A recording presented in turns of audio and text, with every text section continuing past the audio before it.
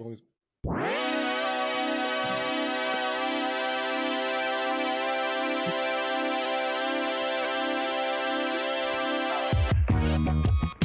and welcome to the Airbuds Podcast, a podcast that is happening today. My name is Jamel Johnson, and what's your name, Mike? My name's Mike. Welcome to the Airbuds Podcast. Happy basketball, everybody. Happy basketball to ye, sir. Thank you very much. You know what? Let's not fuck around at the top of this. I know you want to talk about Cat Williams, but you're going to want to talk about it with some of our guests that we have. We have a couple of very good guests. But before we introduce them, go to Airbuds.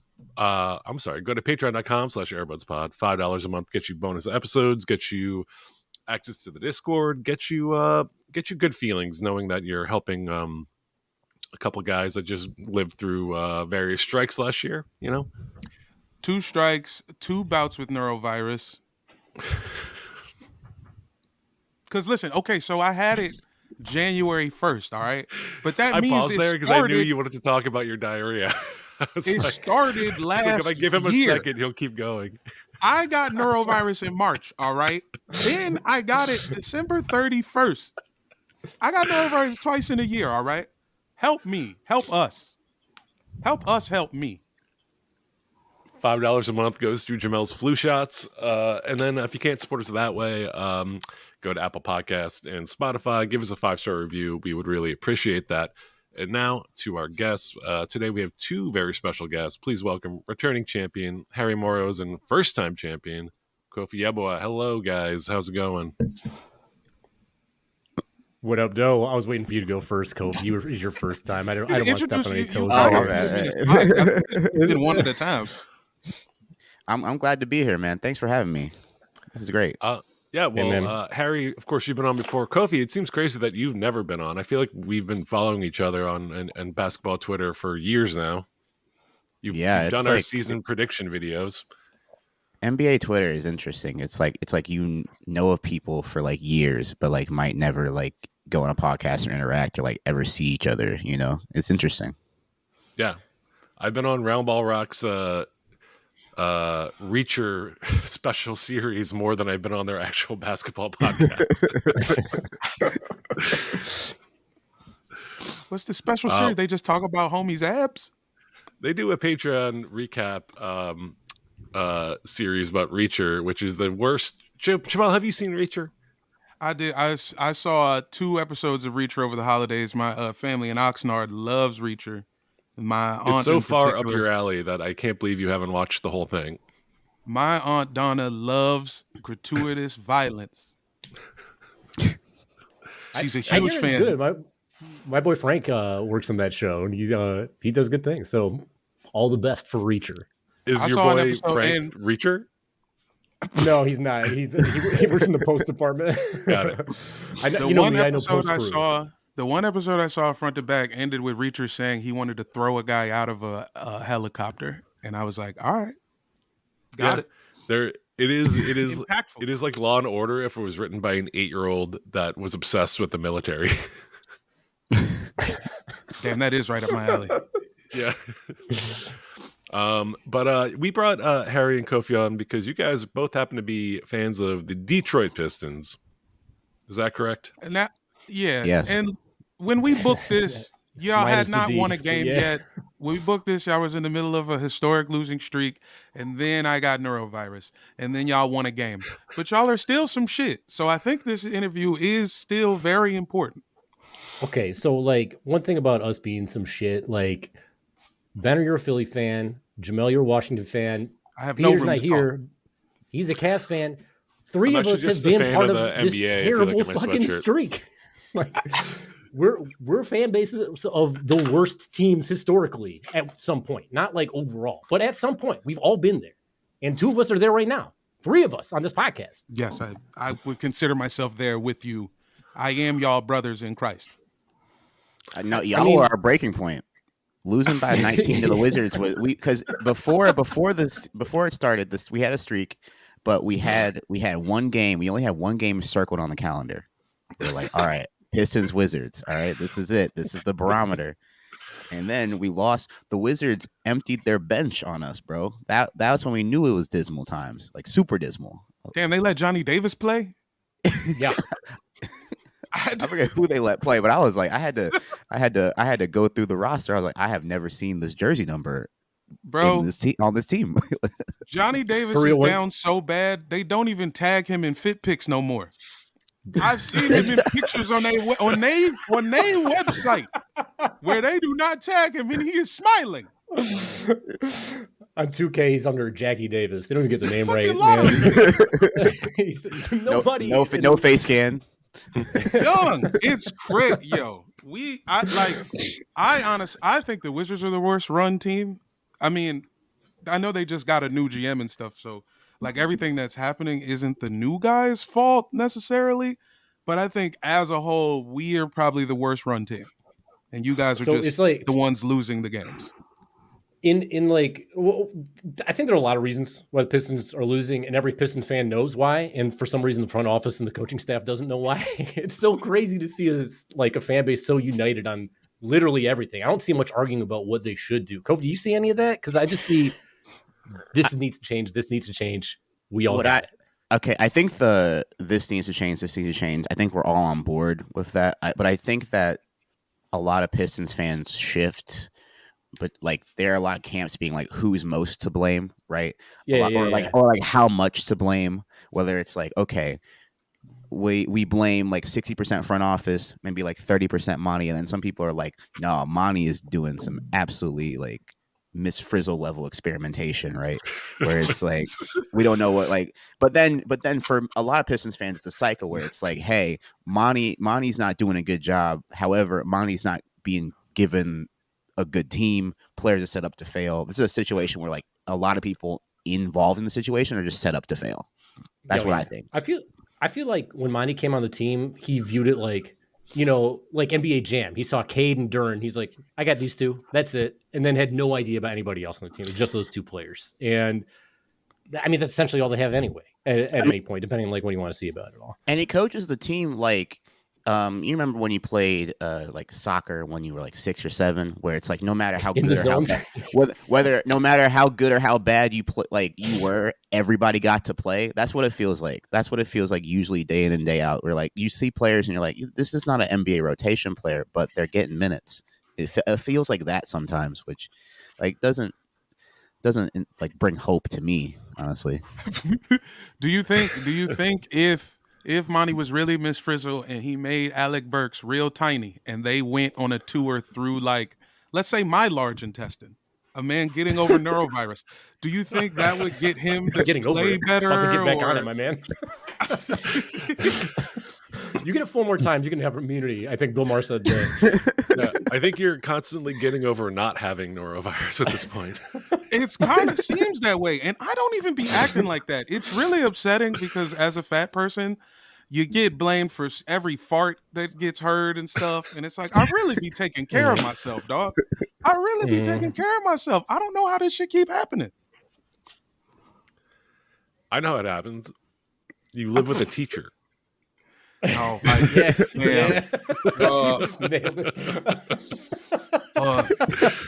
get real like that?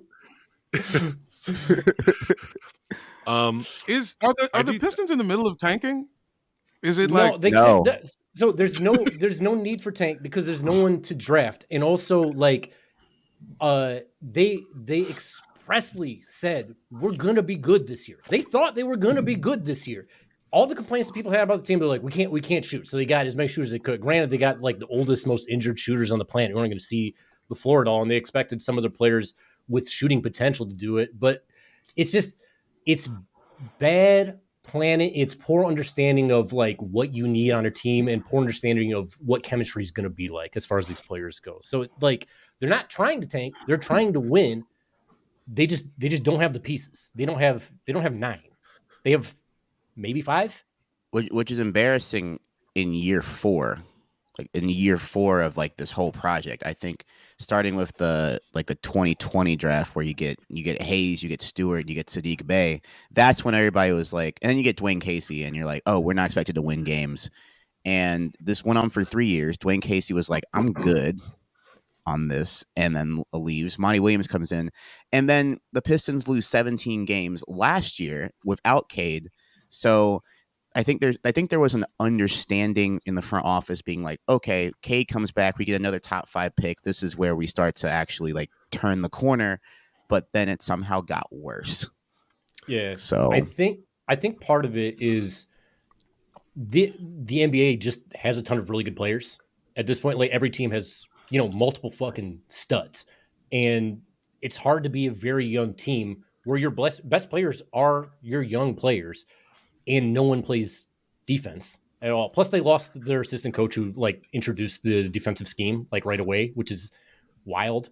But it just seems like no one knows what works best for your players, who accentuates each other, and like everyone was riding high off the Team USA stuff, like, oh, Cade and Duran, they're going to be like this sick duo.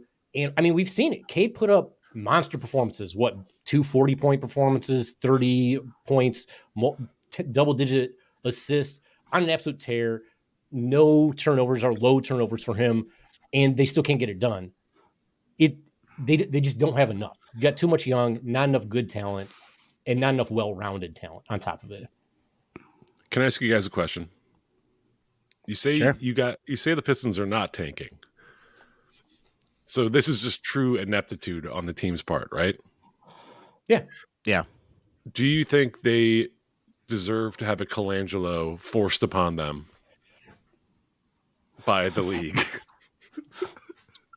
Look, I would be over the moon if that happened, because Troy Weaver last year, he wrote a note to the fans being like, "We'll be better," and then got Joe Harris and Monty Morris in free agency. Now, they're like Joe Harris and Monty Morris, I have nothing against them, except Joe Harris is not in the rotation, and Monty Morris, we haven't seen him this year. Hasn't played. So he hasn't been in tweets sneakers. A lot about wanting to play. Yeah. So I'm like, at this point, I'm like, okay. He's just in Bali, just tweeting like, hoping at the play soon. Puts his phone down. Dude, he's in Flint. Like, he's back home. He's in Flint. He's at a high school gym right now. Like, damn, I want to play. He's drinking the water. He's like, this shit's better than the Pistons right now. This fucking blows, man. It's bad. But like, so when the losing streak started happening, I was like, okay, how did the Sixers get to where they're at from the process? Because I think that's the closest that you have, is that you have this young team losing all these games consecutively. It's an inept front office. What are you going to do? But like, as much as Colangelo sucks, well, okay, right? Here's the difference though. The Sixers very clearly were like, we're losing on purpose. The Pistons are like, we're trying really hard to win. 100%. That is the major like astounding difference. The only thing I'm saying is as far as like results go and like what you have. So you guys have Embiid, and Embiid's a game changer. He's a perennial MVP candidate. Cade is as close to that as we're going to get. And I mean, there were stretches even in last night's crazy OT game where Cade just absolutely took over. So it's like, okay, you got a piece. When Colangelo came in, what were the major things he did? He got like mad traits, right? He basically, Sam Hinkie had, say what you will about him and his plan. I wasn't enthused about the process, but what he did do was accrue a massive stash of draft picks that the Colangelo family immediately came in and destroyed. Right. But I mean, you're at where you're at now, right? You guys got Butler, you had Harris. You don't like Harris, whatever. He's not good. Pistons fans want him so desperately. You're not going to like him either when he gets traded before February 9th. I don't understand this obsession. Pistons are like, we want Drummond, we want Tobias Harris. This is where we're at, though. Yeah. But you're remembering years where you were mediocre when these players were at their peak. I don't want these dudes. I got no interest in these dudes. I want them then. I don't want Tobias Harris on the Wizards either, but I love him. Now, Kofie, you just said this is where we're at. I did notice something I noticed about your YouTube channel over the past month or so. You can kind of track where Piston fans have been at on the roller coaster of emotions by the title of your videos. So just about a month ago, you posted a Pistons related video called "The Thing About Pistons Blake Griffin," Now, it seems like maybe you were just kind of musing about what happened with Blake. Maybe you were. The good old days. There wasn't a whole lot to talk about how the Pistons were doing. They weren't that deep into their losing streak yet. A few videos later, the thing about Cade Cunningham. It seems like you maybe just trying to find a thing to talk about with the Pistons. 5 videos later, it can't get any worse for the Detroit Pistons, right? No, yeah. You had no idea where it was going. What game was? Oh, that was. I think that was a Celtics game, dude. I was on a flight that whole time. Oof. Right, and the thing about that game is that game felt different because that game had hope. Right, there have been games in this losing streak where it's like you play Embiid, you lose by 32. Like I can leave at halftime and go do anything else with my life, right? Where as a Celtics, we're up 19 at the half, and I have never seen a lead evaporate so fast. I was watching NBA TV, like NBA League Pass on the plane, so I would have to like refresh the Wi-Fi every like so often. And there was one time we refreshed, and that's a 1-point game. What happened? I swear that I was not off the app for this long, and I had multiple Pistons fans like at halftime text me like, I can't wait to see how this goes wrong, right? And it did. Yeah, the title of that video again was "It can't get any worse for the Detroit Pistons." Right? About a week later, the Detroit Pistons have hit rock bottom. Yeah, was that the very next day? When will the Detroit Pistons win again? The next video: the Detroit Pistons are embarrassing. I love how much Benner loves misery. Look how happy he is saying this shit. This nigga's cheesing. Hey, I'm a Sixers fan. Then you had the tragedy of the Detroit Pistons. All caps, enough is enough, Detroit Pistons. 23 losses in a row for the Detroit Pistons. The Detroit Pistons are not even tanking. 24 losses in a row for the Detroit Pistons. Oh, yeah. We were in countdown territory when it hit 20. 25, 26, 27. The Detroit Pistons, how to break a fan base. Yeah. Yep. There's one name that was brought up during this. How did this get even worse? Where are y'all at with Wingstop? Has anybody spoken to any reps from Wingstop?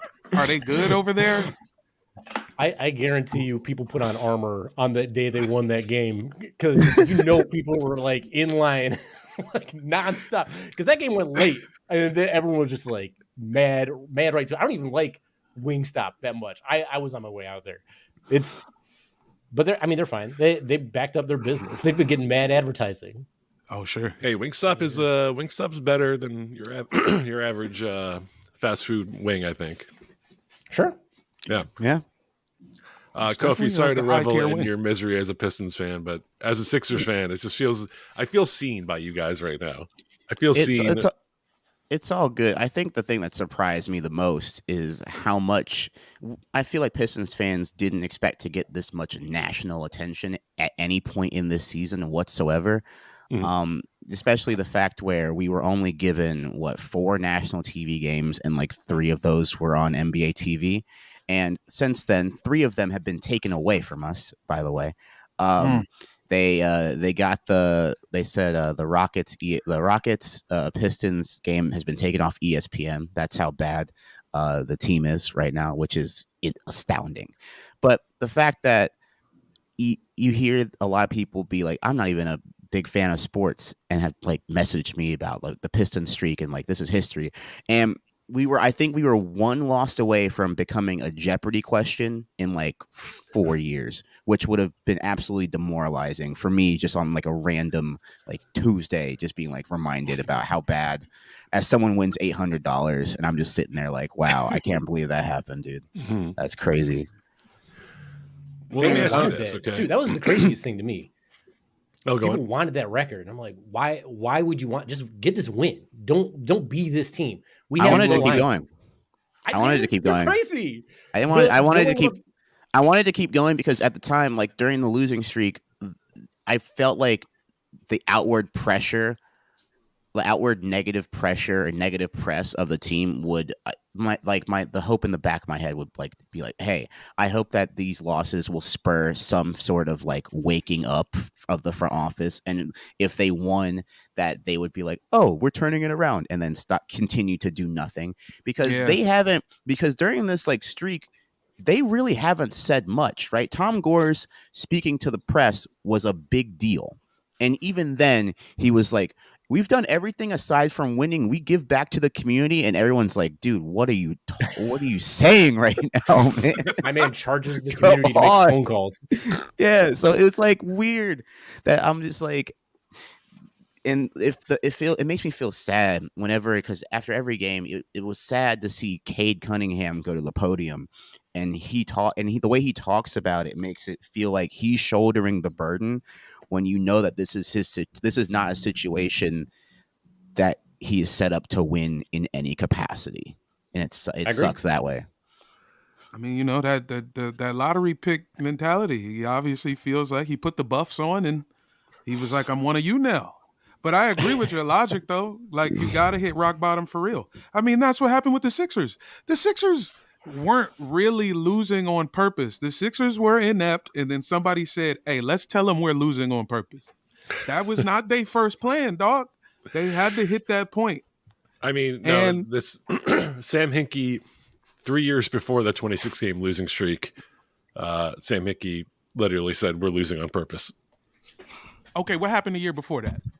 Were y'all drafted good? Joel Embiid, and then he sat out 2 years. Okay. You're thinking of before Sam Hinkie said it?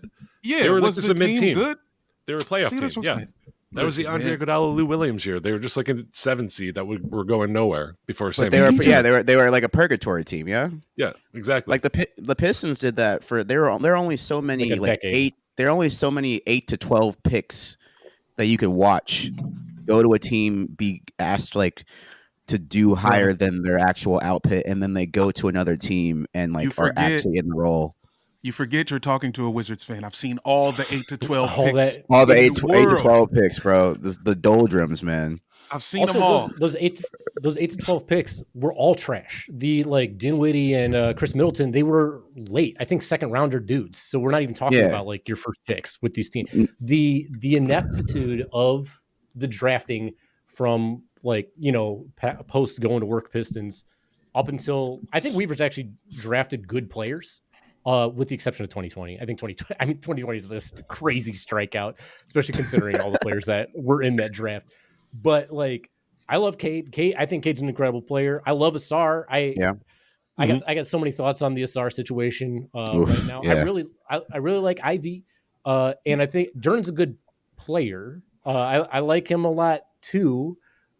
And I like Sasser. I think Sasser's solid as well. Hey, so Duren was wilding last night. What was he doing trying to ride Walker Kessler like that? That was incredible. He's trying to press girls at the pool, dude. That's a chicken fight. I've been there. Losing. Okay, so that brings me to my next thing. I don't think he's acting like that if they're not in the middle of being one of the worst teams ever. Okay, wait. Let me explain to the listeners who might not have seen it. During the Pistons loss to the Jazz last night, Jalen Duren went up for a crazy dunk. It was really beautiful, and then he kind of swung around and put his legs around Walker Kessler's shoulders and proceeded to ride him like a chicken fight down the court for about 5 feet before Kessler just threw him to the floor. I think he just wanted to see if Kessler would block him there too. He just kind of gently laid him a little. Away. I don't know. I feel like every time they score, it's like a frustration reaction. No matter what the score in the game is, every bucket the Pistons get is like, man, fuck. You know when you're playing pickup and you're getting beat bad, and then you finally score. Yo, Harry, of course you don't know. Of course you don't know, Harold. You're getting beat. It's a game of 15. It's 4-12.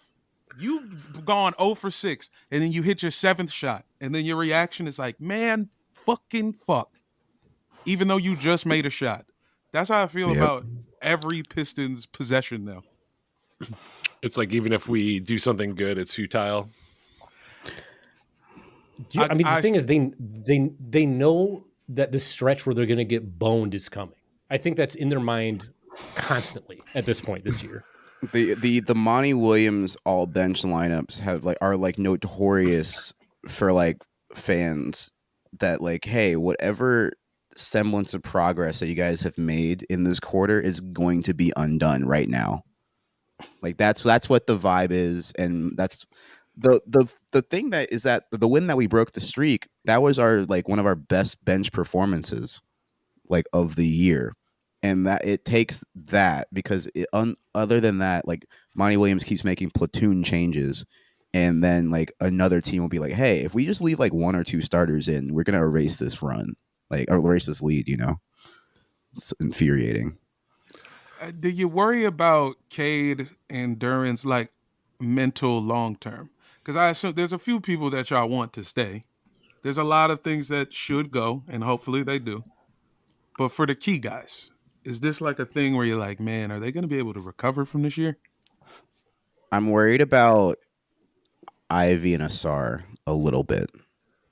I'm worried about them more than Cade and Duren, because the thing is about Monty is that Monty is doing a lot of experimentation, and some of it is forced and some of it is just his own will. I think the Pistons have had 18 different starting lineups this year. Wow. And some of it is due to injury. I think we had Bogey was out, Duren was out, Stewart's been out, Killian Hayes has been out, Livers has been out. We've had all of those. But then sometimes he'll do these just this person needs to play. So recently, Marvin Bagley's been getting do not play coach decisions in favor of James Wiseman, and Monty Williams is just James Wiseman just needs a stretch of games to play. And that's the quote, and we're just what are we do? I don't know, it goes back to the YMCA Little League thing where it's this kid needs an inning to play because the league requires it. That's in the rule book. You have to play every. It feels like that. And his dad might run up on me. Hey, parents and they might really touch you. I feel like they don't know when to cut bait on some of these players. Like everybody else knows. And I've been trying so hard this season to not talk too much shit about the players because, I know they've been there. I've been very negative about Burks' play, but the dude is good when he's on. Yesterday he was crazy. The game before that, he was pretty solid. But if it's not working, it's not working. And they have, I'll name the names of the people they just need to cut bait on. It's Killian's got to go. Livers has got to go. Wiseman's got to go. And Bagley's been playing well, but he's probably got to go because he's just redundant Jalen Duren. So they have three photo negatives of the same center, and none of them play defense. So it's just tough because, like you said, you just want to give all these people all this time, but it's hurting literally everybody else. And when it comes to the Asar stuff, when you're talking about the old bench lineup with him on it, he was doing great with the starters because Cade knew when to look for someone who's cutting, which, by the way, 90% of the people don't expect the ball when it's coming their way from Cade, which is crazy. Just have your hands up. Yeah. And he did that. He's a great slasher. That's a different sort of floor spacing that I feel just doesn't get discussed enough. And now he's playing with Killian and the Livers and Wiseman and Burks. And it's no one's passing the ball. No one's looked to passing the ball. So he's in the corner waiting to get past the ball to shoot a three, which is his worst thing. And if that makes him a better 3-point shooter from the corner, great. Because he's bad at it. I don't understand why, but he's super bad at it. But it's like you said, it's such a detriment to his mental, especially coming from a place where he just won 2 MVPs of the championship in his league.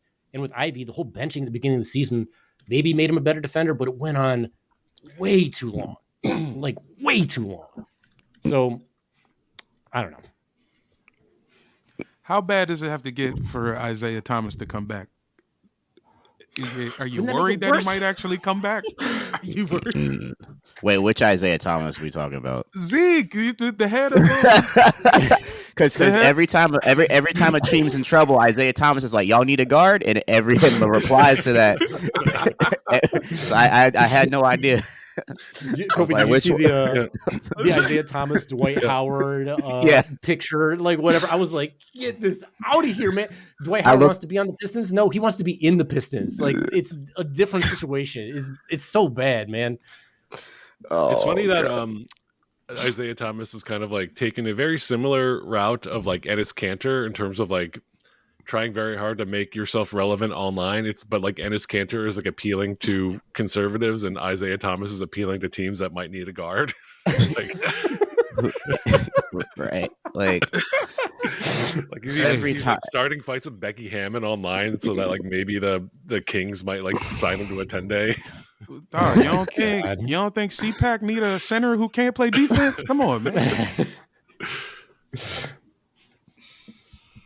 I mean, I feel bad for those dudes, but at the same time, like, the dream is over. It's just over. I feel bad. I feel more bad for the Pistons players than like upset at them. I'm not like, it's more like a lot of these players are being asked to do things outside of their job description. I think, where it's like, hey, you knew scouting a star and his brother, you knew scouting both of them that shooting was their weakness, right? So I love the Asar pick. I love the pick. I think there's just the thing about, hey, now you have to put them in lineups where they can actually like showcase their strengths while they work on their weaknesses somewhere else. But the Pistons don't have the personnel to do that because of the inactivity this offseason. And it's just like, oh wow, okay, this is not fun. What's the vibe like with the team podcast? Like, what's the energy on a Locked On Pistons episode these days? Do they seem? Do we need to take their shoelaces away from them? Like the guys who like believe in Pistons, are they like? I watched one. I'm not really like a heavy like watch a lot of sports podcasts, but like when I tune in, I'm like, I saw I think his name is Ku Khalil. He was like talking about the Asar Thompson like thing where it's like, hey, whenever he's on the court, he's like standing in a corner where that's like clearly not his game, and it feels like there's just a kind of semblance, a kind of like hint that Monty Williams doesn't know what to do with him right now, which kind of just like feels so painful to like watch these minutes because we got to see him starting the season. We got to see what he could do. Like he was, I think for a week he was like third on the rookie ladder. There was like really cool flashes of like brilliance from him, and it got us excited about the future of Asar Thompson. And we're like, we don't like worry about the other stuff that will come later. What you're doing right now is so impressive for a rookie. Like what your strengths are is really impressive for a rookie. But now you're just here like weeks later being like, wow, 11 minutes a game now. Because it used to be like 30 plus, but now it's like 11. Where him and Amen are switching places. Yeah, playing Livers 36 minutes, bro. That's the thing. And then other people on the Pistons, like they will either start or get big minutes, but it's like maybe Livers is the best practice player we've seen of all time or something. Because I'm like, because there was no. Because Kevin Knox had a couple of good starts, and he gets rewarded by then not being started for live. It just feels like he's just like experimenting, even when stuff is going well, right? Yeah. That's where I'm like, it feels like any progress that the Pistons make in one game, or like, hey, this lineup worked. Let's never do that. Like that's what it feels like in terms of just like what's going on. It doesn't feel stable. Monty got asked after the game about his decision to start Livers. He goes, I decided the day before. I didn't even think about it. And we're all like, we know you didn't think about it. Like, it's so obvious, bro. It's crazy. You're starting a guy who's known for his 3-and-D. And I'm sorry, Isaiah Livers, but your 3-ball has been atrocious this year, and your D is suspect, and your rebounding is bad. You've made fewer 3-pointers than Asar's terrible percentage over the last few games anyway. So, like, what difference does it make? So when we come down to like the Ivy and Asar thing, if you play basketball before, you know it is a game of confidence. Like being confident matters so much on the court. So much it's like crazy. And now you're putting these young players in a position where their confidence level is like a comedian whose name got left off the poster, who never gets booked anywhere else. It's so low. So it's hard to expect growth in that sort of situation. That's my big fear, I guess, with those two guys specifically. I think Ivy might, because he's such a hard worker and he's like a coach's kid, he might be able to like get through it all right. We'll see with the Asar stuff. Guys, I got an outside the box idea. I'm looking at the Pistons roster. It is a roster with an unusually high amount of cool names. You got Jaden Ivey, Killian Hayes, Monty Morris, like even Marvin Bagley III is like a cool name. Asar Thompson, Cade Cunningham. Can you get a cooler name than Cade Cunningham? That sounds like a fucking detective in a movie. It sounds like he used to write shit for the Daily Bugle for sure. Yeah, and then you got Isaiah Livers, which is just kind of a gross sounding name to me. Livers, that's not a fun word to say. What if you boot Isaiah Livers and replace him with a guy with a cool name? That might fix the vibes on the team. Let me suggest Fontecchio. Yeah. How about a Deni Avdia? I love Avdia. Yeah, that's the thing. It's like when people, a lot of things are the Pistons is that players will like make up people on Twitter will like make up these like wild trade machine things. And I'm like, actually, I know you're joking here, but I would love to have this player on the team. Right. Like I know you're joking here. I know the trade is successful. However, I would love to have Denny gave us buckets. Denny looked like in transition. Denny looked like out here looking like LeBron, like Brandon Ingram in the transition against us, bro. I was like, oh. I was just imagining someone put Skeeter from Doug in the trade machine, and he was like, "Yeah, come on, what? Make him real. Put him in here." Skeeter, yeah, he would give us 20.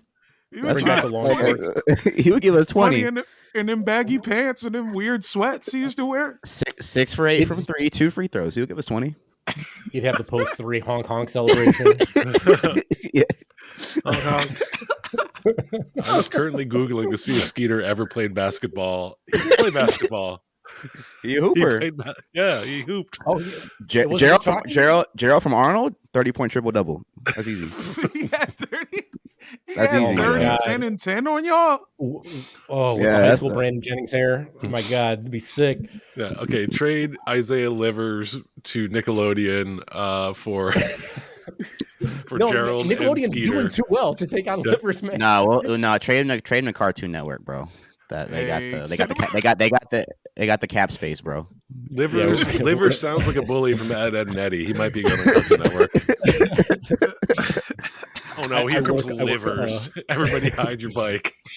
Kofie, I got to tell you, I work for Warner Brothers Cartoon Network, and their front office. They would never accept such a contract. they would not dish it out. I'm telling you, man. You'd be like, "We don't have the money." I'm like, "I know you do, but that's all right." Kofie, I want to play you a quick clip that I think sums up what your season preview for the Pistons were in our annual season preview that we did, and then I just want you to tell me if this is still about how you feel. I think I remember what I said. I said. Honestly, it was well. Let's see. Of course, the soundboard stopped working. Great. Nice. This dude just did this. I got your back. That would work. Thank Harry, you got your own board? Oh, yeah, dude. I drop them. Harry, you showed up with your own board. What else is on your board? Let me see a good one. What it do, boo? How about that? Hey, that ain't bad. The 2 Chainz. If I had to recall what I said, I think I remember saying that. Hold on, the let me record. try it one more time. Oh, yeah.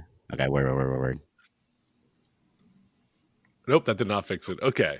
Basically, the clip I was going to play was, you do not care about the wins and losses so long as the players develop. I wanted to ask, is that still how you feel today in light of 3 months later? It almost seems like the coach watched that and was like, all right, yeah, I'll give everybody these bullshit minutes. Let's get the bench. He said, bet. He said, yeah, that's what he said. It's wild. It's wild how during this losing streak, to me, that Cade got like better. Yeah, clearly. Yeah. Like it's and I feel like that's him playing back into shape after like missing a whole season, and there's stuff plus like gaining that. But 20 pounds. Yeah, but that just shows how special he is as a player to me. Where this team is depending. Like Cade can't afford to have a bad game. Like there are other teams where like Jason Tatum could go 11 for 31 and the Celtics will still find a way to win a game. Cade cannot afford to have a bad game, right? So I like that he's been able to like still put up numbers through this and still like learn through all of this. I wish that the Pistons would also run like Jaden Ivey a little bit more in terms of like having him on the ball just a little bit, like just enough because his finishing at the rim is really good. It's crazy. And there are not a lot of people that can stay in front of him, period. So Killian pass. All right. Why? It's like my thing with Killian is that it's year 4, and I'm just like, if not, because he's had like some good like moments and stuff, but last year was probably his best year, right? It was his best month, that's for sure. He had like a couple good months last year. Yeah, Duren. I think that now that we got Duren some ankle braces, I hope he's wearing them. I think that we'll be on the right track. I don't know what to do with Wiseman, man. I feel like we just need to give up on. Like that's the thing. I feel bad because a lot of players on this team need reps, whether it's the NBA or the G League. But like, there are too many of those kinds of players on this team for everyone to get the reps that they need just to like develop and get better, which kind of sucks. I see what you're saying. It kind of seems like, this is the things that you always hear. No identity. They don't know how to play out a game together because they're so focused on development and giving everybody a chance. Like I would rather have Asar play 30 plus minutes in the G League than like 11 minutes in the NBA with this bench lineup that we're currently playing. I don't know if Harry agrees, but I would rather have Asar. I think that playing Asar these minutes, this level of minutes with the lineups that he's being thrown out with currently, I don't like it for him. My thing about that, I disagree with Asar, and like I don't mean in like any sort of negative way. It's just Asar played the last 2 years in the G League, essentially. Like that's the same sort of situation. Like I just want to see him play NBA minutes against NBA talent, and in the G League. I mean, if you're on Twitter following like No Ceilings or any of the people who like report G League stuff, dudes are putting up like 36, 40 on like crazy shooting percentage. There's like no rim defense whatsoever. Paul Reed for the Sixers was a G League MVP and like averaged like 30 and 15. So like right, the G League's not always it makes sense for Wiseman because dude played like 2 years of basketball before college, 1 year of college or something like that. So he doesn't even have minutes in general. And when you're watching him play, I hope he doesn't take this as an insult if he listens to the Airbud podcast. I don't know. But like there are things about like basketball awareness that he just does not have. Asar has that. You could see it in the summer league. Like this dude knows where he's supposed to be. And as soon as they drafted him, I was like, him and Cade are the two most irreplaceable players on this roster because jumbo guards don't play like Cade that often. Cade's playing like Godzilla -1, gets hurt and comes back bigger and bigger and bigger, just like nonstop. But he's going to lose eventually anyway. And then Asar, he does everything that winning basketball teams need except for shooting. And if everybody else on your team can do that shooting shit, then it shouldn't matter because he makes up the difference. So it's for him. Don't play him 11 minutes. Just play him sometimes with Cade. Give the dude 20 minutes a game, play him with Cade. And if you're going to put him in the corner, shoot threes, then you know what? Sorry, just fucking shoot them nonstop. Just get your reps in the end because you're going to lose the game anyway. So just put up the threes. I don't care. I'm with the play Asar a lot of minutes in the NBA. That's my dream. Like that's my 100. Let's get back to when the season first started. That's what I'm like. I would rather I like that. That's my first option. Don't get me wrong, but yeah. I saw him. So the last game he played like real significant minutes was that Indiana Pacers game at home when he played the 4. Is that the game where like it was like we're gonna experiment with my Sarr as a screener? Yeah. And then then I don't think Monty has revisited that. Not once. And the dude put up like 20. It's insane. You see things that work and then you don't repeat them. It's so fucking frustrating. Yeah, it seems like at this point, the Pistons season is a lost season. So why not just play Cunningham, Ivy, Asar, and Jalen Duren together as many minutes as possible? Because that's kind of the 4 you want to. We need Alec Burke. We need Alec Burke's 32 minutes a night, dude. What do you mean, bro? When I brought up Alec Burks on that Magic School Bus, I know from following you, Kofie, Alec Burks is number 1 on your hit list. Alec Burks and Isaiah Livers it's sometimes it's the most like when they're playing together, they've had some like horrendous stretches, you know. And I think for me, it was the fact that like there are times during the streak where Alec Burks was shooting like 32% from the field. And I was like, no, from the field, like for the season. And I'm like, on the good days. That's what I'm saying. There was it was like 20% from the floor. And I was like, the floor. So that's where I'm like, okay, whatever. And Livers was shooting like just as bad, where I was like, okay, I know we are like clowning, not clowning. I know that Asar doesn't have the shooting, but the way that these other two are playing right now, what are you losing? That was my like thought process. I was like, what are you losing? These two can't shoot right now. Is Alec Burks what they consider a vet? Yeah, Alec Burks is the all-time like leader in like, oh my god, they signed Alec Burks. That could help our roster. And then 3 months later, you're like, I want that fucker off my team. There's a whole category. I love that category. Yeah. It's like the Josh Smiths of the world. Evan Fournier. Yeah. He sacrificed for his teammates, man. Yeah. That's his story. Yeah. Okay. Does Ricky Rubio fall into that category? I don't know. People love that dude. I don't. People love that dude. I feel like he's too likable. Oh, also announced his retirement this morning, by the way. Yeah. Yeah. Mm-hmm. Shout out, Ricky. Sorry to shit on you on the day you announced your retirement. Hey, brother, enjoy Spain. We know you listen. Yeah. Before we wrap up, I just want to ask you guys one last question. 2 more questions, actually. One, so the Pistons ended their 28-game losing streak on December 30th against the Raptors, and then went on to lose 2 more straight.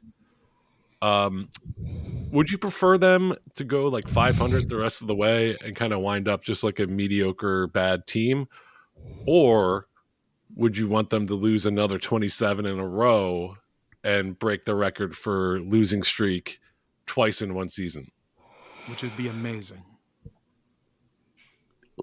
You want to go first? I'll go. It depends on like from a short-term perspective, I want the 5. But if I was told that the long-term perspective got a front office shakeup, if another like losing streak got a front office shakeup, I'm like, hey, let's make. But that's the thing, I wouldn't expect like going 500 for the rest of the season isn't. I don't think doesn't even sound realistic because we have like the hardest strength of schedule left in the league, and it's us, right? A lot of stars have to align for us to be in the game and or to win the game. So I would again, the wins and losses did not matter to me coming into the season. The development did. So I don't really have an answer either way. I just hope that the players at the end of the season have like made a couple of like improvements and strides. That's what matters to me the most. I say break it twice. Break it up. No. Okay, so I don't believe that breaking the record twice would do anything different about what's going to happen with the front office at this point. Like, I don't I don't think it'll have an effect. You already tied for the longest streak in history. That should be enough. And like I lived through the Lions going 0-16, and I cannot keep having teams associated with my city that are the worst, that will be declared the worst all time. It's so heartbreaking, and it gets so friggin' tired. It took like 50 years for the Lions to get to an acceptable point as far as like in the media, right? And if they play 500 ball the rest of the way, that means they figured out a lot about what it means to be successful, and that gives me hope. And also, when it comes to the draft, the people that the Pistons should be having their eye on are probably like number 6, number 7, as far as prospects go. Guys, tall wings they can take a chance on. So having like a high lottery pick won't do anything good for them. It's not like it's like maybe you get lucky, but the draft is lucky for the most part. So who knows? I would take them going 500 the rest of the way. Plus, I got to watch all these games. I want to watch 50% more wins. I'm not going to watch 27 more losses while my fucking wife stares at me like, why are you doing this in bed? She's been begging me. So when they started their skid, we just got married. We got married on Halloween. Give it up for her. Congrats. Give it up for us. Thank you very much. And so we got married on Halloween. I got this tattoo. What shoulder is it? I'll show you. You guys can't see it on the podcast, but it's like the Pistons bad boy colors, and it's a skull bricking on the rim, right? For the listeners at home, it's Daffy Duck. It's Daffy Duck smoking a fat blunt. You just showed us a tattoo. It's Daffy Duck. Warner Brothers, baby. Grabbing his ankles. Wait, that's Donald. Oh, you went for a Daffy impression. Crazy. I went for Donald. How dare I? Daffy's my boss, baby. But like, so they started losing, and I told my wife, I was like, they haven't won since we got married, and she's like, you're not allowed to talk basketball anything anymore. She's so mad about it. So I don't want the Pistons. Well, you did kind of just blame your team losing on your marriage. I didn't blame it on the marriage. I blamed it on the timing, and that was my bad. I admit my bad is the whole thing. The timing.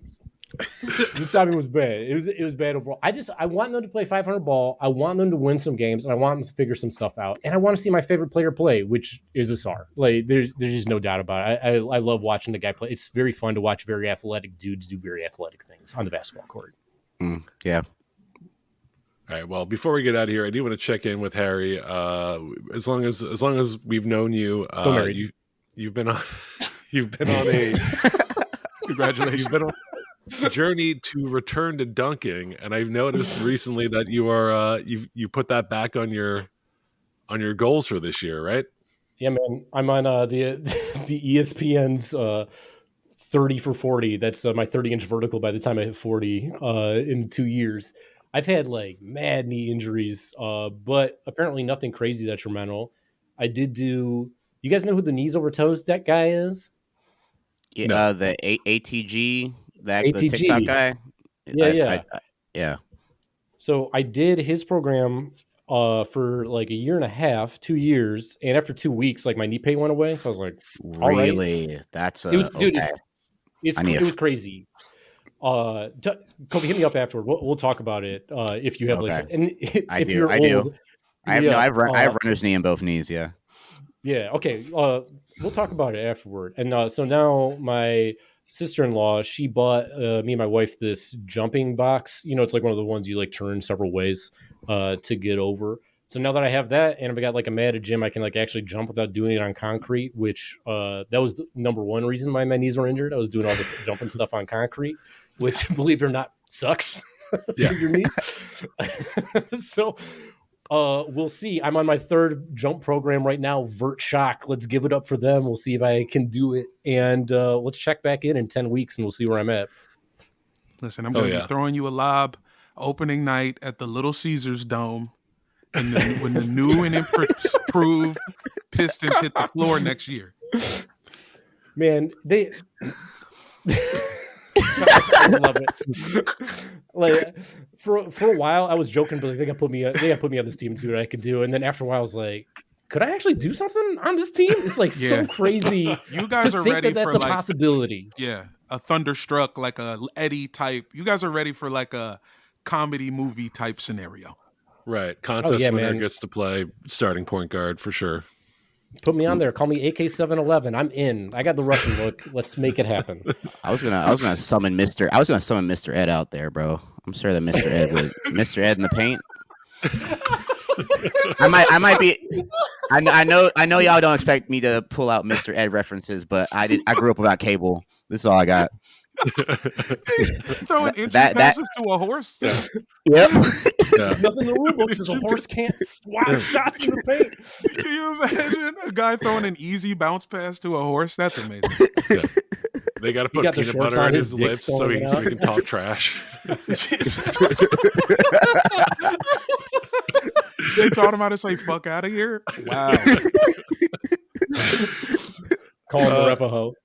Guys, right before we wrap up here, news just broke from Woj. Golden State's Draymond Green, on an indefinite league suspension since December 13, is expected to return to the Warriors facility in the coming days to start ramping up to resume play again. Green will miss his 11th game tonight, and conversations are still ongoing about when he will return from the suspension. His return is getting closer, though. I forgot that it's been that long. As soon as I pick up Kuminga off the wire, now they want to bring this fool back. Man. I think I need to talk to Draymond Green's therapist because, 3 weeks will fix you as a person. Gotta go. I need that. Yeah. Can a therapist stop me from getting neurovirus? It's called a doctor, Jamel. Oh. Go to your general practitioner. I'm sure they can help. My bad. I've been going to the therapist all the time. I'm like, Doc, I'm shitting my pants again. It makes me feel bad. Yeah. Are you thinking about your mother when you do that? Hell yeah.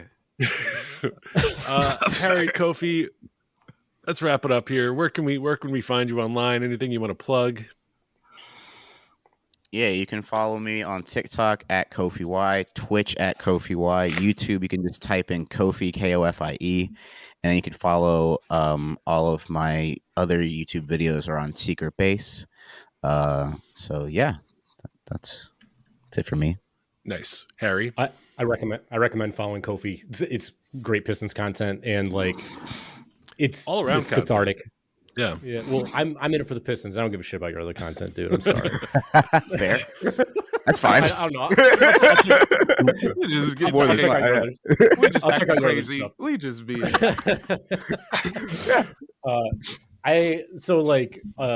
I'm primarily in post now. I'm me, COVID recluse at this point. 4 years running, baby. Still haven't got it. Still staying away from everybody. Wow. But. Yeah, it's wild what impressive. wearing the mask and avoiding sick people will do, like was suggested. But watch Bugs Bunny Builders if you got kids and you got Max or you got HBO. Trying to get nominated for stuff for editing that. So if you can, give it a watch. Get me hired again. And if you like animation that looks like it's for kids but is definitely not for kids, then you can find me at HRMOROZ and watch some of the stuff that I do, which is just a couple things a year. And if I ever get back into stand-up, look for the name Harry.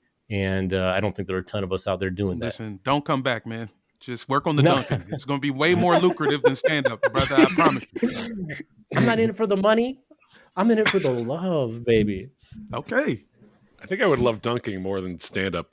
Hell yeah. God, if I could dunk, I would never go to a fucking mic again. Are you kidding?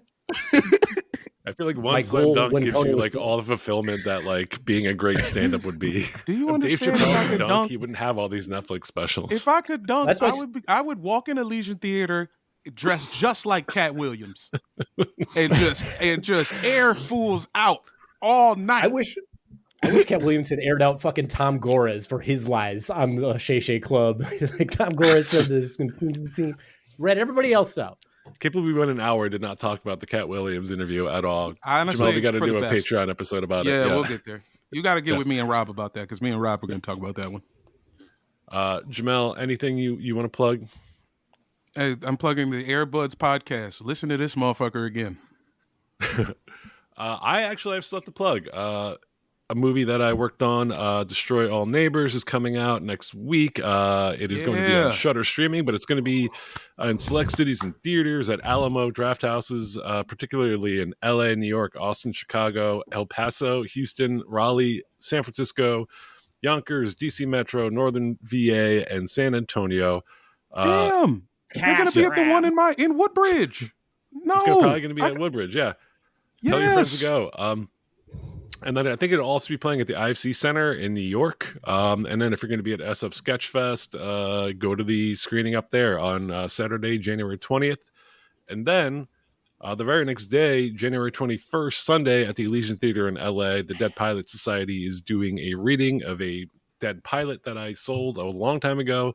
It's going to be along with my co-creator and star, Open Mike Eagle. The cast is incredible. It's going to be fun. Go to Elysian Theater, find tickets. Sunday, January 21st. Jamel, you're playing a part in it.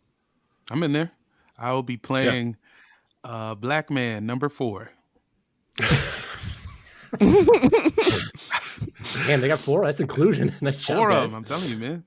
It's an entirely black cast except for Paul F. Tompkins. So it's actually, you probably will be Black Man number 4 or 5. Makes sense. But yeah, check it out. Thank you guys for listening. We love you. Bye.